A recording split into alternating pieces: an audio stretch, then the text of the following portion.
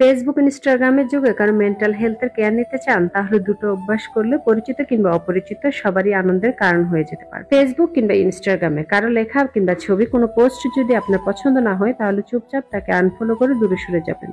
আর যদি পোস্টটি আপনার পছন্দ হয়ে যায়, লাইকের পরিবর্তে লাভ রিয়েট, কেয়ার রিয়েট দিবেন। আর যদি আপনার হাতে সময় থাকে, আন্তরিকতার সহিত ছোট্ট করে একটি কমেন্ট করে দিবেন। আপনি হয়তো ভাবছেন এই ছোট্ট একটি কাজ একজন মানুষের কিভাবে মানসিক স্বাস্থ্যের যত্ন নেবেন।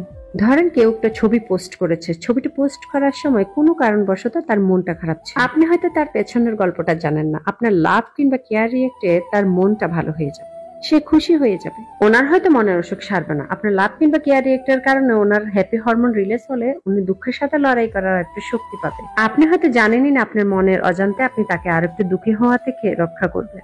এখন হয়তো আপনি বলতে পারেন, কাউকে হ্যাপি করে আমার কি লাভ? লাভ আছে। প্রথমত, আন্তরিকতা দিয়ে কাউকে এক পয়সা খরচ না করে খুশি করা গেল।